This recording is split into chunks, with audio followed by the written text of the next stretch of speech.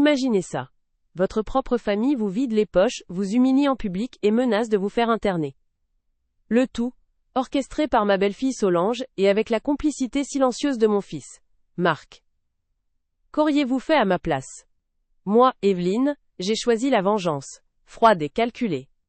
Écoutez mon histoire jusqu'au bout, chaque détail compte, et dites-moi sincèrement. Qu'auriez-vous fait dans une telle situation? Ce dimanche-là, le brunch chez Marc, mon fils unique, et sa femme manipulatrice, Solange, a viré au cauchemar. J'avais enfin osé changer le mot de passe d'un compte bancaire en ligne, celui qu'elle pillait sans vergogne depuis des mois. Son visage s'est déformé de fureur, une rage pure. Elle m'a accusé publiquement de sénilité, d'ingratitude, ses mots cinglants résonnant dans le grand salon. La scène était insoutenable. Solange a menacé de me faire interner, si je continuais à interférer avec leur gestion de mes affaires, m'humiliant devant tout le monde. Le pire, ce N, était pas seulement ses paroles venimeuses, mais le silence assourdissant de Marc. Mon fils, mon unique enfant, est resté muet, le regard fixé sur son assiette, sans un mot pour me défendre. Cette humiliation publique, couplée à sa lâcheté, et à la menace imminente de perdre ma chère maison familiale, à cause de leur exploitation financière, a brisé les derniers vestiges de ma confiance. Une résolution froide et inflexible s'est allumée en moi, un désir de rétribution. Moi, Evelyne Lambert, j'ai 72 ans. J'ai grandi dans un quartier modeste de la banlieue parisienne. Mais mon intellect était tout sauf ordinaire. J'y étais expert comptable judiciaire. Autodidacte. La tête bien faite et les chiffres en tête. J'ai géré méticuleusement les livres de la prospère entreprise de construction d'Antoine, mon défunt mari. On me connaissait pour mon esprit vif, mon intégrité inébranlable, et une mémoire presque photographique des moindres détails financiers. J était le moteur silencieux de l'empire d'Antoine, celle qui veillait dans l'ombre. Une mère aimante pour Marc, même si parfois réservée, j'ai toujours vu le meilleur en lui, aveuglé par l'amour maternel. Ma vie était un témoignage de travail acharné, de prudence financière et d'une croyance inébranlable en la loyauté familiale. J'avais constitué une épargne substantielle, une belle maison remplie de souvenirs, et un héritage que je destinais à mon fils, inconscient de la cupidité insidieuse qui finirait par le consumer, lui et sa femme. Le décès d'Antoine, 1 an auparavant, m'avait rendu vulnérable, anéanti par le chagrin. Marc et Solange, sous prétexte de m'aider à gérer mes finances, ont systématiquement commencé à vider mes comptes, à épuiser mes cartes de crédit, et à me contraindre à céder divers actifs précieux. Mon avenir financier, autrefois si sécurisé, s'est évaporé, remplacé par des dettes croissantes, et la réalisation accablante que ma maison bien-aimée était au bord de la saisie immobilière. Émotionnellement, j'oscillais entre une profonde tristesse, la confusion et un sentiment grandissant de trahison et de colère. On me traitait comme un fardeau, une vieille femme gâteuse, dont les opinions étaient ignorées, mes préoccupations ouvertement ridiculisées.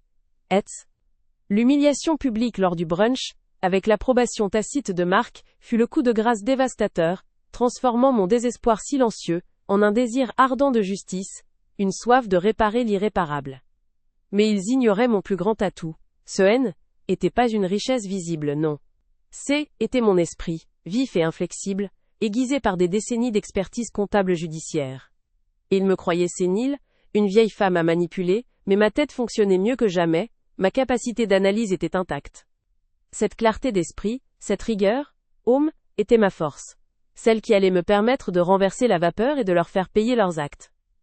À l'insu de Marc ou de Solange, j'avais tenu une série méticuleuse et cachée de comptes parallèles pour l'entreprise d'Antoine.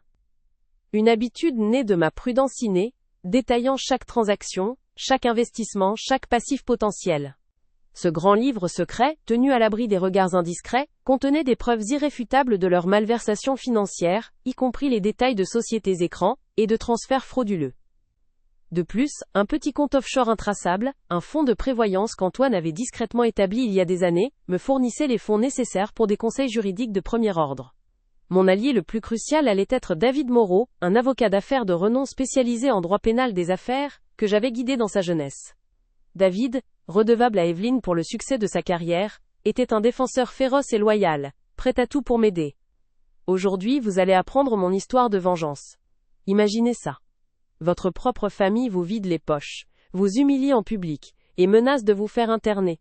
Le tout, orchestré par ma belle-fille Solange et avec la complicité silencieuse de mon fils, Marc. Qu'auriez-vous fait à ma place?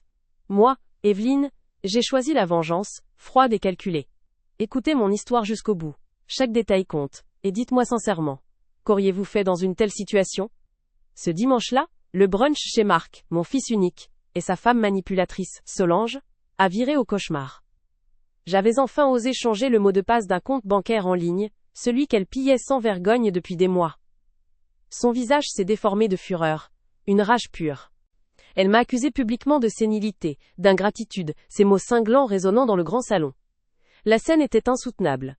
Solange a menacé de me faire interner, si je continuais à interférer avec leur gestion de mes affaires, m'humiliant devant tout le monde. Le pire, ce N, était pas seulement ses paroles venimeuses, mais le silence assourdissant de Marc. Mon fils, mon unique enfant, est resté muet, le regard fixé sur son assiette, sans un mot pour me défendre. Cette humiliation publique, couplée à sa lâcheté et à la menace imminente de perdre ma chère maison familiale à cause de leur exploitation financière, a brisé les derniers vestiges de ma confiance. Une résolution froide et inflexible s'est allumée en moi, un désir de rétribution. Moi, Evelyne Lambert, j'ai 72 ans. J'ai grandi dans un quartier modeste de la banlieue parisienne. Mais mon intellect était tout sauf ordinaire. J'étais expert comptable judiciaire, autodidacte, la tête bien faite et les chiffres en tête. J'ai géré méticuleusement les livres de la prospère entreprise de construction d'Antoine, mon défunt mari. On me connaissait pour mon esprit vif, mon intégrité inébranlable, et une mémoire presque photographique des moindres détails financiers. J était le moteur silencieux de l'empire d'Antoine, celle qui veillait dans l'ombre. Une mère aimante pour Marc, même si parfois réservée, j'ai toujours vu le meilleur en lui, aveuglé par l'amour maternel. Ma vie était un témoignage de travail acharné, de prudence financière, et d'une croyance inébranlable en la loyauté familiale. J'avais constitué une épargne substantielle, une belle maison remplie de souvenirs, et un héritage que je destinais à mon fils, inconsciente de la cupidité insidieuse qui finirait par le consumeur, lui et sa femme. Le décès d'Antoine, 1 an auparavant, m'avait rendu vulnérable, anéanti par le chagrin. Marc et Solange, sous prétexte de m'aider à gérer mes finances, ont systématiquement commencé à vider mes comptes, à épuiser mes cartes de crédit et à me contraindre à céder divers actifs précieux. Mon avenir financier, autrefois si sécurisé, s'est évaporé, remplacé par des dettes croissantes, et la réalisation accablante que ma maison bien-aimée était au bord de la saisie immobilière. Émotionnellement, j'oscillais entre une profonde tristesse, la confusion et un sentiment grandissant de trahison et de colère. On me traitait comme un fardeau, une vieille femme gâteuse dont les opinions étaient ignorées, mes préoccupations ouvertement ridiculisées. L'humiliation publique lors du brunch, avec l'approbation tacite de Marc, fut le coup de grâce dévastateur, transformant mon désespoir silencieux en un désir ardent de justice, une soif de réparer l'irréparable. Mais ignorer mon plus grand atout, ce N, était pas une richesse visible, non. C, était mon esprit, vif et inflexible, aiguisé par des décennies d'expertise comptable judiciaire. Il me croyait sénile, une vieille femme à manipuler, mais ma tête fonctionnait mieux que jamais, ma capacité d'analyse était intacte. Cette clarté d'esprit, cette rigueur, était ma force, celle qui allait me permettre de renverser la vapeur, et de leur faire payer leurs actes. À l'insu de Marc ou de Solange, j'avais tenu une série méticuleuse et cachée de comptes parallèles, pour l'entreprise d'Antoine. Une habitude née de ma prudence innée, détaillant chaque transaction, chaque investissement, chaque passif potentiel. Ce grand livre secret, tenu à l'abri des regards indiscrets, contenait des preuves irréfutables de leur malversation financière, y compris les détails de sociétés écrans, et de transferts frauduleux. De plus, un petit compte offshore intraçable, un fonds de prévoyance qu'Antoine avait discrètement établi il y a des années, me fournissait les fonds nécessaires, pour des conseils juridiques de premier ordre. Mon allié le plus crucial allait être David Moreau, un avocat d'affaires de renom spécialisé en droit pénal des affaires, que j'avais guidé dans sa jeunesse. David, redevable à Evelyne pour le succès de sa carrière, était un défenseur féroce et loyal, prêt à tout pour m'aider. Écoutez mon histoire jusqu'au bout, et dites-moi. Qu'auriez-vous fait à ma place? Moi, Evelyne, j'ai 72 ans. Ma propre famille m'a vidé les poches, m'humiliant publiquement, allant même jusqu'à menacer de me faire interner. C'est Solange, ma belle-fille, qui a orchestré tout cela, avec la complicité silencieuse de mon fils, Marc. Le déclencheur de ma vengeance? Ce dimanche-là, lors d'un brunch dans leur somptueuse maison. J'ai simplement osé changer le mot de passe d'un compte bancaire en ligne, celui qu'elle pillait sans vergogne depuis des mois. Son visage s'est immédiatement déformé de fureur, une rage pure et incontrôlable. Devant tout le monde, elle m'a accusé publiquement de sénilité, d'ingratitude, ces mots cinglants résonnant dans le grand salon. La scène était insoutenable. Une humiliation profonde. Solange a ensuite menacé, sans la moindre hésitation, de me faire interner si je continuais à interférer avec leur prétendue gestion de mes affaires. Était un chantage cruel, une tentative de me réduire au silence, de me déposséder de ma propre volonté. Le pire, était pas seulement ses paroles venimeuses. Était le silence assourdissant de Marc. Mon fils, mon unique enfant, est resté muet, le regard fixé sur son assiette, sans un seul mot pour me défendre. Cette humiliation publique, couplée à sa lâcheté et à la menace imminente de perdre ma chère maison familiale à cause de leur exploitation, a brisé les derniers vestiges de ma confiance. Une résolution froide, inébranlable, s'est allumée en moi. Un désir ardent de rétribution. Un chemin sans retour vers la justice. J'ai grandi dans un quartier modeste de la banlieue parisienne, où les rêves étaient souvent plus grands que les moyens. Mes parents, des gens simples mais travailleurs, m'ont inculqué très tôt la valeur de l'effort et de l'honnêteté. Il n'y avait pas de luxe, pas d'extravagance, juste la dignité du labeur quotidien, et l'espoir d'un avenir meilleur, construite à la sueur de son front. Était une enfance sans fioritures, mais riche en leçons de vie qui m'ont forgé. Dès mon plus jeune âge, j'ai eu cette soif d'apprendre, une curiosité insatiable pour les chiffres et la logique. Sans passer par les grandes écoles, je suis devenu une expert comptable judiciaire autodidacte, un métier où ma rigueur et ma mémoire quasi photographique pour les détails financiers étaient de véritables atouts. Était un chemin difficile, semé d'embûches, mais chaque obstacle surmonté renforçait ma détermination et ma confiance en mes capacités. Je savais que je pouvais me fier à mon esprit. Ma rencontre avec Antoine fut un tournant. Il était entrepreneur, plein d'ambition. Et nous avons construit son entreprise de construction brique par brique, main dans la main. J était son bras droit, celle qui gérait les comptes avec une précision maniaque, assurant la solidité financière de notre empire naissant. Notre amour était profond, basé sur le respect mutuel et une vision partagée de l'avenir. Un avenir que nous imaginions serein et prospère pour notre famille. J était le moteur silencieux de l'entreprise d'Antoine, celle qui veillait dans l'ombre, s'assurant que chaque transaction était impeccable, chaque bilan irréprochable. Mon intégrité était inébranlable, une valeur cardinale qui guidait chacune de mes décisions professionnelles. On me respectait pour mon jugement aiguisé, et ma capacité à débusquer la moindre anomalie, protégeant ainsi l'héritage que nous étions en train de bâtir pour les générations futures. Au-delà des chiffres, J était une femme de caractère, connue pour mon esprit vif, et ma capacité à anticiper les problèmes. Je ne me laissais pas facilement berner, et mon sens de l'observation était affûté par des années passées à décrypter les rouages complexes de la finance. Cette acuité mentale, développée au fil des décennies, était mon bouclier, ma force, une compétence que je croyais indéfectible, et à l'abri de toute manipulation. Quand Marc est né, ma vie a pris une nouvelle dimension. J était une mère aimante, même si parfois je pouvais paraître réservée. Je voyais en lui le prolongement de notre amour, le fruit de nos efforts, et je voulais lui offrir le meilleur. Malgré mes responsabilités professionnelles, il a toujours été ma priorité, mon unique enfant. Et je l'ai toujours soutenu, aveuglé par cet amour maternel inconditionnel qui me faisait voir le meilleur en lui, toujours. Ma vie était un témoignage de travail acharné, de prudence financière, et d'une croyance inébranlable en la loyauté familiale. J'avais constitué une épargne substantielle, le fruit d'années de sacrifices et de gestion rigoureuse, non pas pour moi seul, mais pour assurer l'avenir de Marc. Était ma façon de lui montrer mon amour, de lui garantir une sécurité, un point d'ancrage dans la vie, sans jamais imaginer que cette générosité serait un jour pervertie. Notre maison, celle que nous avions achetée avec Antoine, était plus qu'une simple bâtisse. Était le cœur de notre famille, rempli de souvenirs, de rires, de moments précieux. Chaque pièce racontait une partie de notre histoire, chaque objet évoquait un souvenir. Était mon sanctuaire, le symbole de tout ce que nous avions construit, un héritage tangible que je destinais à Marc, persuadé qu'il en prendrait soin avec le même amour. J'avais une confiance absolue en ma famille, une foi inébranlable dans les liens du sang. Je croyais que l'amour et le respect mutuel étaient les piliers de notre union, et que rien ne pourrait briser cette harmonie. Mon avenir financier semblait sécurisé, planifié avec la même minutie que mes dossiers comptables, me permettant d'envisager une vieillesse sereine, entourée des miens, sans souci ni crainte. Cette vie de dévouement, de labeur et d'intégrité, cette existence bâtie sur des valeurs solides, était ce que j'avais apporté au monde. Je n'avais jamais cherché à nuire, toujours à construire, à protéger. C'est pourquoi la trahison de Marc et Solange, ce pillage méthodique de mon patrimoine, cette humiliation publique, a été si dévastatrice.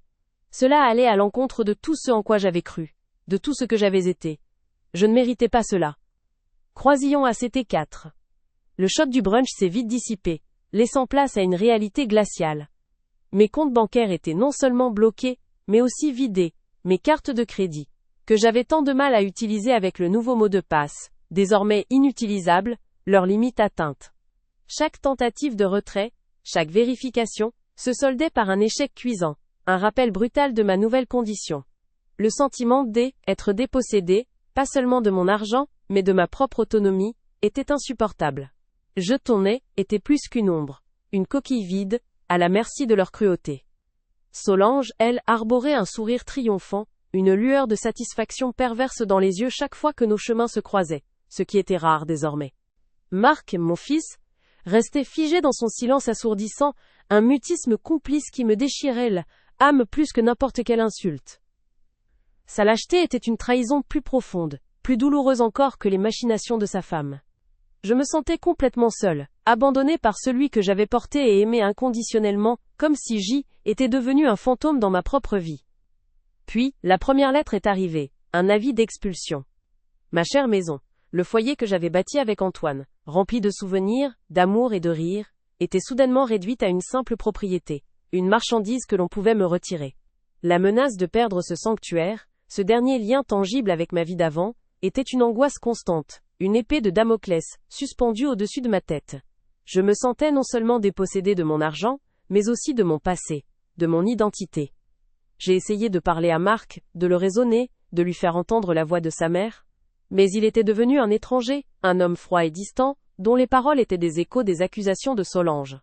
Il me regardait avec une pitié condescendante, me parlant de ma sénilité, de mon incapacité à gérer mes affaires. Des phrases toutes faites qui me poignardaient en plein cœur.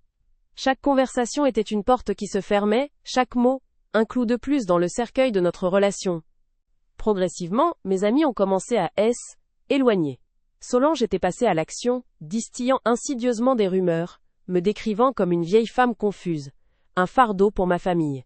Le téléphone sonnait moins, les invitations se faisaient rares. L'isolement social s'est installé, lourd et silencieux, me coupant du monde que je connaissais. Je me retrouvais seul avec mon chagrin, ma colère, et le poids écrasant de leur trahison. L'humiliation était quotidienne. Demander de l'aide était devenu une épreuve, souvent accueillie par une pitié gênée, ou un dédain mal dissimulé. Ma fierté, forgée par des décennies de travail acharné et d'indépendance, était en miettes. Chaque refus, chaque regard fuyant, me rappelait ma nouvelle position, celle d'une femme autrefois respectée, maintenant réduite à mendier, à se justifier, à exister dans l'ombre de son ancienne vie. Un jour j'ai vu Solange passer au volant d'une flamboyante voiture de sport flambant neuve, son rire cristallin résonnant dans la rue. J'ai reconnu le modèle, le prix. Une part de moi savait, avec une certitude douloureuse, que cet achat avait été financé par l'argent qu'elle m'avait dérobé. Ces démonstrations publiques de richesse, ces nouvelles robes de créateur, ces bijoux étincelants, étaient autant de coups portés à mon cœur, des symboles de ma propre ruine, affichés avec une insolence déconcertante. Le stress, l'angoisse, le chagrin ont commencé à éroder ma santé.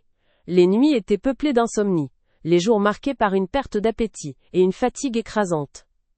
Mon corps, autrefois robuste, se sentait lourd, affaibli. La trahison ne se limitait pas à mon portefeuille ou ma réputation, elle s'infiltrait jusque dans mes os, me rongeant de l'intérieur, me transformant en une silhouette frêle et usée, à peine reconnaissable. Je vivais sous une menace constante, cette épée de Damoclès de l'internement. Chaque appel téléphonique inconnu, chaque visite inattendue, me faisait sursauter, craignant que ce soit le moment où ils mettraient leur plan à exécution. Ce N était plus seulement une question de finances, mais de liberté, de dignité. J était prisonnière d'une peur sourde, d'un sentiment d'impuissance qui me rongeait l'esprit jour après jour. Pendant ce temps, Marc et Solange semblaient rayonner. Leur calendrier social était rempli d'événements mondains, leurs sourires plus larges, leurs éclats de rire plus fréquents. Leurs vacances exotiques, leurs réceptions somptueuses, étaient étalées sur les réseaux sociaux, des preuves flagrantes de leur succès, bâties sur les cendres de ma vie. Ils prospéraient, se délectant de ma chute, sans la moindre once de remords ou de compassion. Même mes petits-enfants, autrefois si chers, semblait désormais éviter, ou du moins, me traitait avec une distance nouvelle, une méfiance subtile que Solange avait sans doute instillée. Leur regard, autrefois rempli d'innocence et d'affection, était maintenant empreint d'une réserve que je ne leur connaissais pas. Le lien qui nous unissait s'effilochait, victime collatérale de la cupidité de leurs parents. Je me sentais invisible, mes paroles ignorées, mes opinions balayées d'un revers de main. Lors des rares réunions de famille, où j'y étais encore tolérée, on me parlait comme à une enfant, mes préoccupations étaient tournées en ridicule. Ma voix, autrefois écoutée et respectée, n'avait plus aucun poids. J était devenue une relique du passé, une présence gênante que l'on s'efforçait d'oublier, de faire taire. La lutte pour joindre les deux bouts était quotidienne.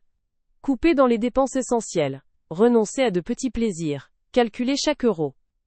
L'indignité de cette nouvelle pauvreté, après une vie de labeur et de prudence financière, était une pilule amère à avaler.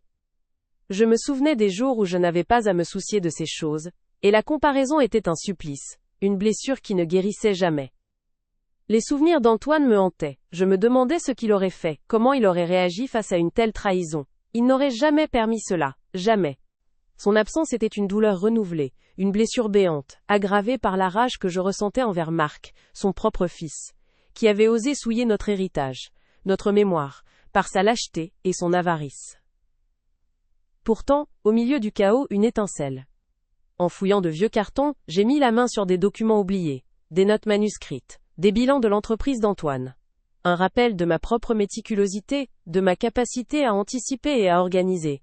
Ce N était qu'un petit détail, mais il a allumé une lueur d'espoir, une infime possibilité de reprendre le contrôle, de me souvenir de qui j'y étais. Le désespoir initial, qui m'avait engourdi, a lentement cédé la place à une résolution froide et inflexible. Ce N était plus seulement une question d'argent, ni même de maison. C était une question de dignité, de justice. Ils avaient voulu me briser, me réduire au silence, mais ils avaient réveillé en moi une force que je croyais éteinte, une colère sourde qui demandait à être libérée. Ils croyaient avoir affaire à une vieille femme fragile, sénile, facile à manipuler, mais ils se trompaient lourdement. J était Evelyne Lambert, l'expert comptable judiciaire, qui avait bâti un empire aux côtés de son mari, celle qui connaissait les chiffres comme personne. Mon esprit, même si mon corps était fatigué, était plus aiguisé que jamais, prêt à débusquer chaque erreur, chaque mensonge. Je me suis fait une promesse, gravée dans le marbre de mon âme. Je ne me contenterai pas de survivre. Je les ferai regretter chaque acte de cruauté, chaque humiliation, chaque euro volé. Ils avaient sous-estimé la force d'une femme poussée à bout, d'une mère trahie. Leur victoire N était que, éphémère, un prélude à leur propre chute. Le feu s'est allumé en moi, une flamme silencieuse mais dévorante. La décision était prise. Je me battrai. J'utiliserai chaque ressource cachée, chaque once de mon intelligence, pour inverser la vapeur. Ce N était pas la fin de mon histoire, mais le début de ma contre-attaque. Ils allaient apprendre que changer un mot de passe pouvait avoir des conséquences bien plus grandes qu'ils ne l'imaginaient.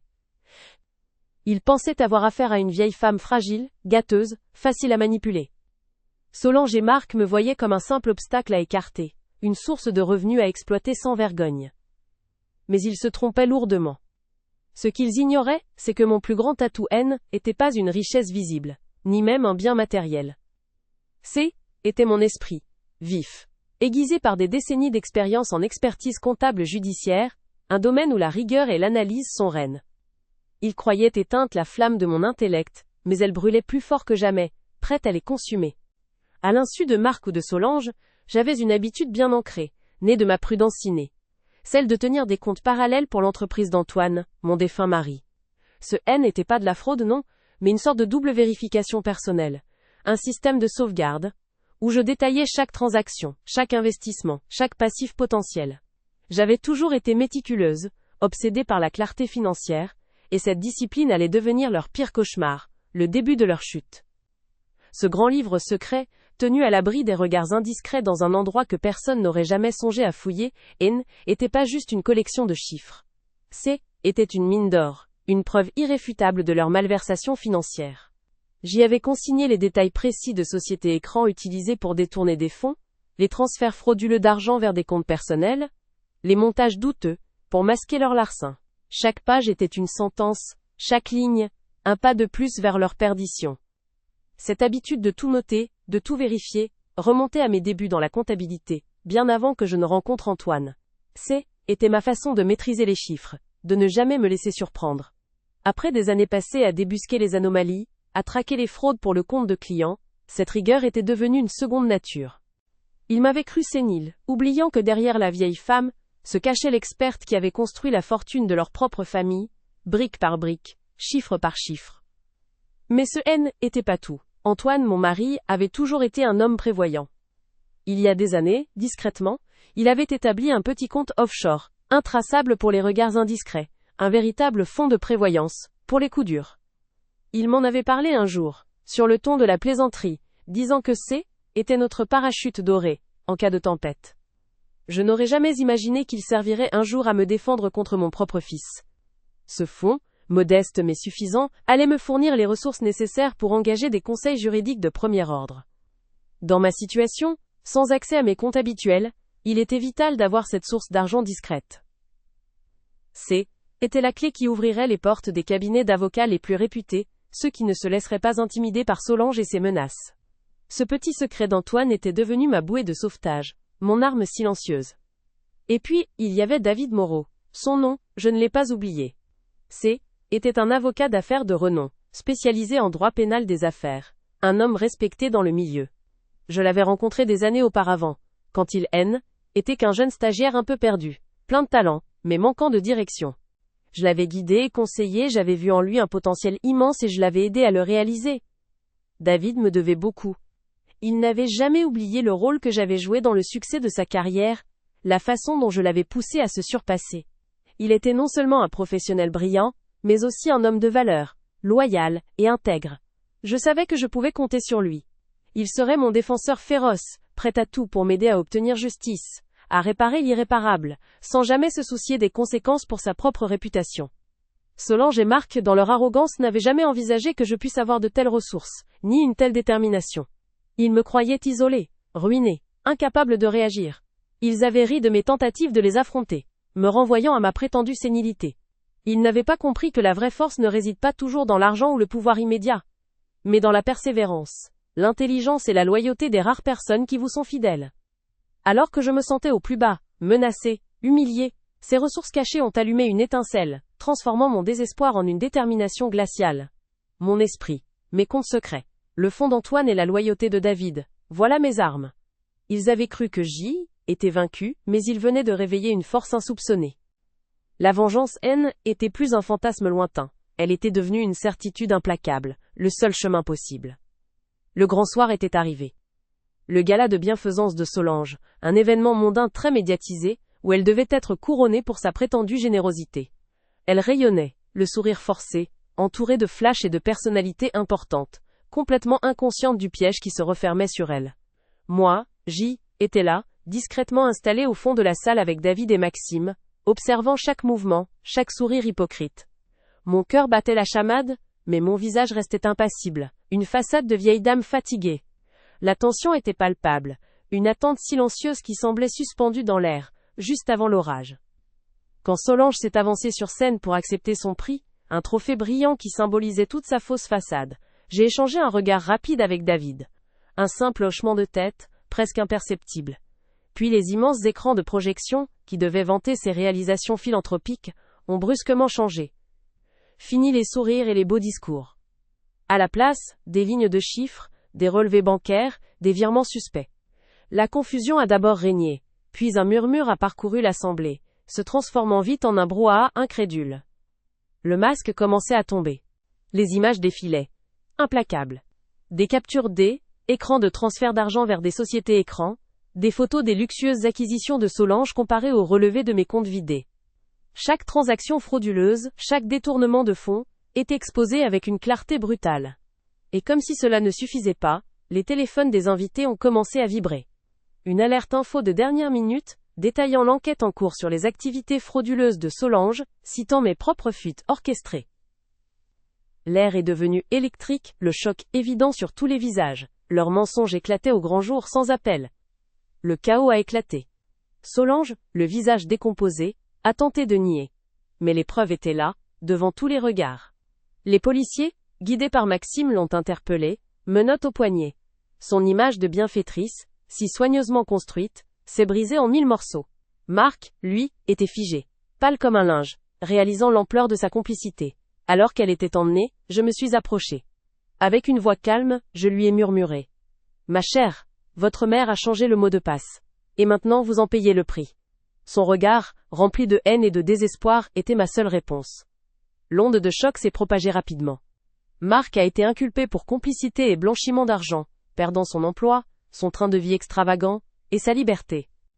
Solange, elle, a été confrontée à la justice pour fraude et abus de faiblesse, son empire financier démantelé. Quant à moi, ma maison était sauvée, mon héritage familial sécurisé. Plus important encore, ma dignité était restaurée. Il n'y avait pas de joie bruyante, pas de triomphe éclatant, juste une justice tranquille, une paix retrouvée. J'avais repris le contrôle de ma vie, prouvant que même une vieille femme sous-estimée peut orchestrer une vengeance froide et implacable.